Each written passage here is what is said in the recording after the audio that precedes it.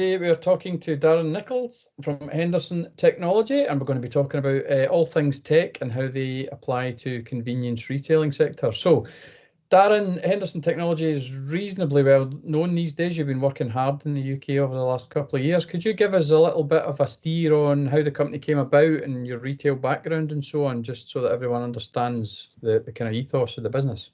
Sure, absolutely, Anthony. Thanks very much. Yeah, so we're based in Northern Ireland, and I suppose you look at our very potted history, where we came from. We're part of the Henderson Group, which runs Spar and 6 other convenience formats in Northern Ireland, with 497 shops here. Wholesaler, retailer, we own about 100 of those, and then the rest are all franchises. About 10, 11 years ago, we decided that the kind of POS systems that we could buy out from the market just weren't right for what we were trying to do and where the stores were going, what we wanted to do with forecourts. It just wasn't there after an extensive kind of review for our stores. And so in a general kind of bit of madness, some people might say, we decided that we would write our own system because we understood the retail element and we wanted to do it for ourselves. So we wrote Edge POS. That was really about 2010 we started that.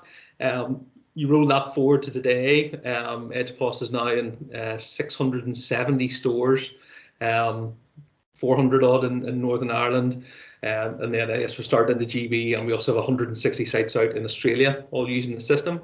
And we've always said that it's been a different journey to most POS companies out there, because we came from what we wanted in retail. We are retailers, we own our own shops. And therefore we had to make the system match what the stores were trying to do, which in a very fast moving growth market, it's really tricky to do.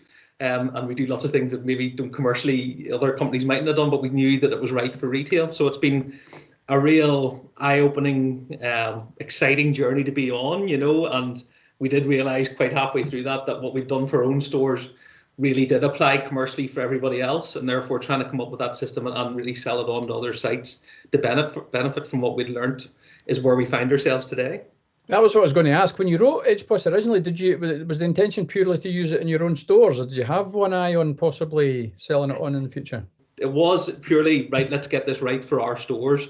But it did then become very evident once we'd done that and put all those hard miles in the start that actually what we'd done was perfectly applicable. Actually, Australia was the first place we went because of some of the developers we had were actually Australian. That was the first place we went, and we immediately realised that what we'd done there directly applied for outside of the group, Yeah. So you're rolling out now. So you've been doing well, certainly across Scotland in the last year or two and across the UK. And I'm assuming that last year, the whole coronavirus shenanigans there's been lots of downsides to it, but one of the upsides has clearly been an acceleration of the adoption of technology, in-store technology in all formats across convenience retail. Is that what you're seeing? How has that impacted on your business? Absolutely. We've been impacted the same as everybody else. It's been challenging in terms of our staff, our customers have had Christmas week every week for a year basically now, and that puts strain on everybody. But we have seen a real marked shift in terms of people being willing to adopt and look at things they mightn't have looked at before. You couple retailer needs now with a shopper expectation that wasn't necessarily there before. Shoppers see that in terms of hygiene, in terms of what they want to be able to do in a shop and get in and get out quickly. They need to change their journeys, and retailers have needed to adapt to that to make sure they're meeting those new customer needs. What we've tried to do is make sure that we can meet those needs at a price that would be affordable to retailers, because that's the real challenge. Is there's lots of extra cost to be able to do all this stuff, whether it's home delivery, whether it's click and collect, whether it's self-checkouts and all, changing how that. It all costs money, and retailers have to be able to get that at a price point that works for them so that they can adopt it. And that's been a real focus for ours, is to make sure that all the solutions we might come up with work for independent convenience and forecourt retailing, because it's not all about the big box guys, But what we've seen is retailers really open to that, really going right, recognising that their shopper requirements are changing, recognising that technology is a big part to play in that. I'm not saying that we are the answer, but we're part of the answer, and being part of that equation to help enable retailers has been key to what we're trying to do, and that's been very successful for us. We are genuinely, I know lots of people say it, but we're generally trying to partner with retailers understand what they want to do, understand what they need, and make sure that the actual solutions we come up with enable them to do that, you know. What sort of solutions are you getting most demand for at the minute from retailers? What we have seen is obviously home delivery and click and collect is something that's on everybody's minds. Big challenge about that is doing it in a way that makes you money, and that has been a real challenge for retailers. A lot of retailers are looking at it, going to free to delivery models and things like that, and going to aggregator platforms. Challenge of this is that fees can vary wildly, and so, you know, we did come up with our own solution that we the Appetite app that we have integrated with EdgePOS that we're doing for home delivery, click and collect. It's something that's going to be here, and I think that's one of the things for retailers. It mightn't be at the same level as now, but what we have seen is something that we would have said maybe it was 5 or 6 years away is immediate now.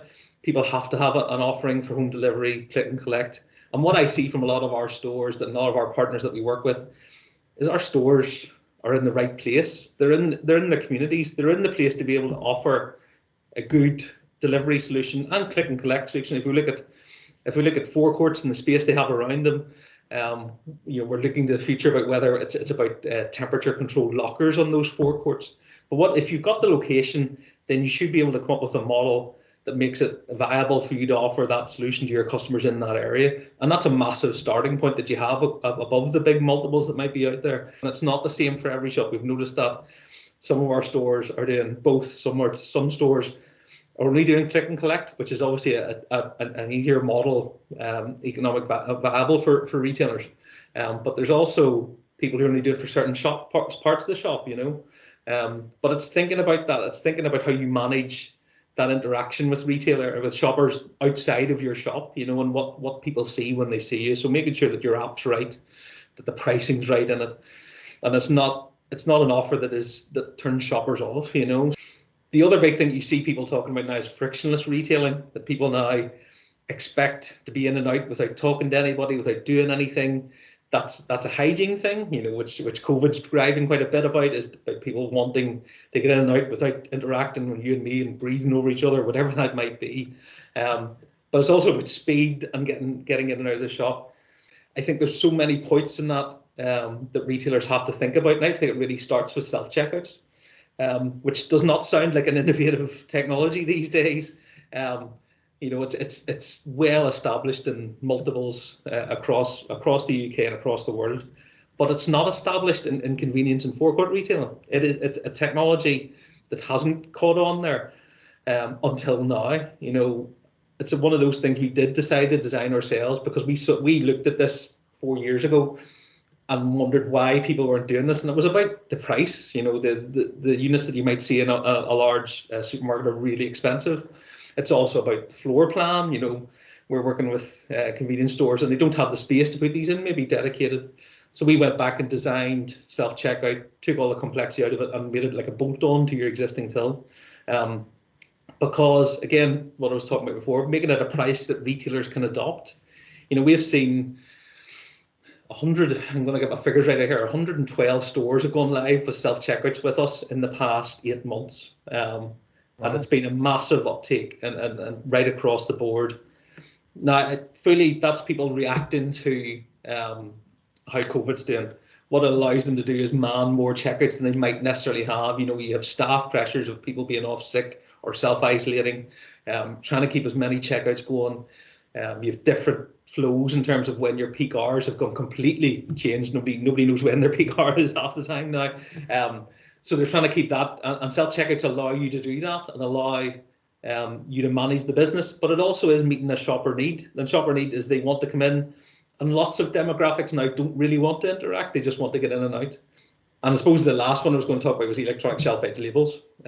We've seen a massive uptake in those.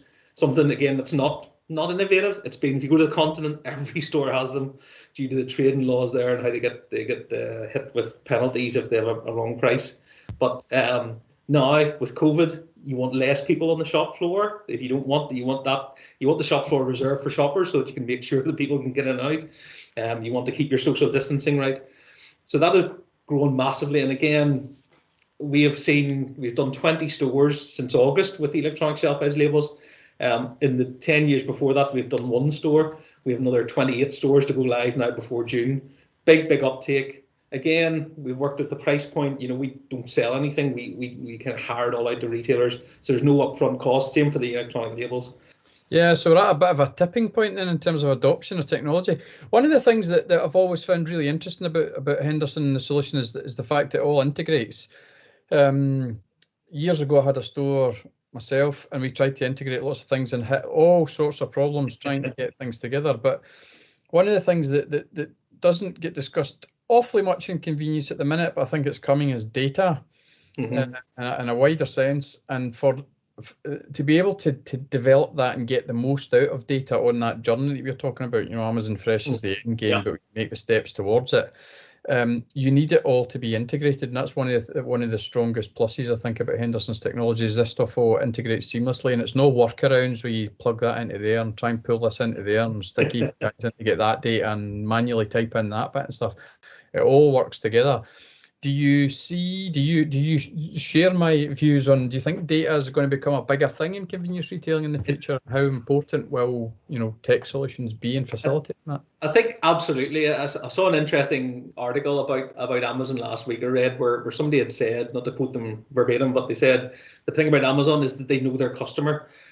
But the other thing about Amazon is they also know your customer, which I thought was a really interesting way of looking at it. And that's all about data and understanding what shops. But I still think across our sector, it's actually understand the data about your stock first. In a lot of stores still there's an awful lot of way to go about their sales patterns and what they're doing. And whenever we look at providing technology, I always say that we're doing our job well, but nobody's talking about us. We should be there to enable the retailers to make decisions, and that comes from having one simple system. So they have one place to go to get a report about their sales. They have one place to go to change a price. And that means that integrations have to be key, because you want your product data to be perfect, and if you don't have that, or you're having to, and this comes into the home delivery thing, having a separate system where you've updated the price in the shop, but you also then want to change it for your online system, that can get convoluted for retailers. It become really unwieldy really quickly. So having everything integrated into one place is key to that, and that's how you start the journey of understanding the data. Understand the data about what's selling in your shop first.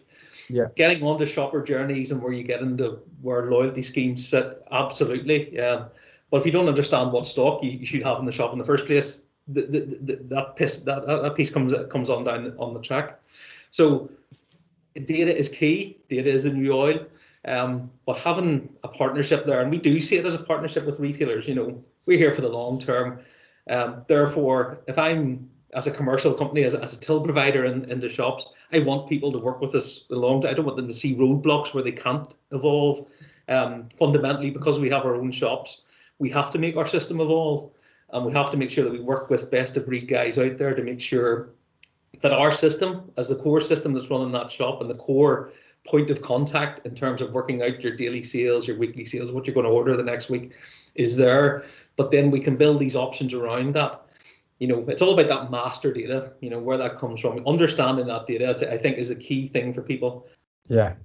You guys take quite an interesting approach to sort of working with other companies, with third parties and things. How is that done in response to sort of demands from your retail customers, or how do you decide what you're going to look at next and what things you might consider for sort of full integrations and so on? I say all the time, we're a really good best of breed POS company. That does not mean we're good at every part of technology. But what we want to do is have a united face to retailers, because we want to take the pain of understanding there are hundreds of different players in this. One of the things that we always say the first globally to launch was with a company called Gander, which was about price reductions on yellow stickered items you put in your shop. It's coming short dated, put a yellow sticker on, away you go. Gander, we approached, we're three people working on the Isle of Man, came to us and we said, well, what can we do together? We launched that in 300 shops. We have 1 million interactions now. We have hundreds of thousands of downloads. It was a completely different trial, and I suppose why that happened was, again, back to us having our own stores. We were able to go to our retail operations guys and said, we've found this technology, I think it's really interesting, we're going to try it in some states. You get them on board, understanding what conversation has to have there. Those guys Gander guys are now working with the Co-op in England, things. It's gone away on ahead. But we like to try things, and having our own retail division means that we have a door to try things, and therefore once we've learnt about it, it's a lot easier to come to all the independent retailers and say, right, well, EdgePost does this. You can bolt on Gander, you can bolt on Scan Pay Go, electronic labels. Why should you bolt them on? Well, here's the business case that we used in our own stores to make that valid. So we have now data about why electronic labels add around 0.5% to your margin every time there's a promotion change, because we've done that in our own stores. But it's also having an open attitude, being willing to work with anybody. We'll not say no to everybody. We'll not say yes to everybody either. But we're always willing to have conversations with other providers. Are you working on any interesting new stuff at the minute? You're casting your eye over anything interesting that we might see from you guys down the line? Well, we have a few trials up and going with Scan Pay and Go. So this is down that trip towards, if you think of the Amazon model as the ultimate scenario of this. We're trying to marry that up with the operational model of a store. How a store then knows that somebody's actually paid. So that's a challenge with these kind of technologies. Because if you look at Amazon Go, it's all one way. It's all people paying with their mobile or whatever it might be on their leave. Once you start to blur that, and you'll have seen Sainsbury's trials in London where they tried this and then immediately had to put tills back in. So I think that's one to watch out for in the future. As we go, we're looking at lots of strange things about how we could use voice technology in stores. Whether you're looking at on-shelf availability, how we can really make the store more efficient. And lots of driving that, because I've seen over the past kind of year where staff mightn't have been available as much as they were, or you couldn't have as many people doing the same job as that. So we're trying to review like store operations and how we can make that more efficient and more streamlined to allow people to be freed up to do the jobs that really add value in the shop. EV is going to change the landscape for forecourt retailers, and nobody really knows how. And that's a really interesting bit that we're all keeping engaged to, because technology is a key part of that. In a certain sense, coronavirus has come along at a good time for retailers, because it's given them the impetus to sort of move forward and start embracing these things, because I don't think technology is going to go away anytime soon. We're going to see more and more and more inconvenience, and it's the retailers that get on that first and do it properly from the off that will benefit most in the long term. I think what people have to think about is, in their budgets for their stores, their spend in technology is going to go up, and what's going to counterbalance that? Is that more sales? Is it being more efficient? Because there will be offsets in that, and trade-offs as we go along. But it's understanding that, and what we as technology providers have to make sure is that spend, that technology is bringing value. As a wise man once said to me, technology is either making you money or saving you money. That's the two. That you should be doing one or other. Absolutely. Thank you so much for your time, Darren. It's been fascinating, and I hope everyone that watches it enjoys it too. Thank you so much for your time. Thank you very much, everybody. Thank you.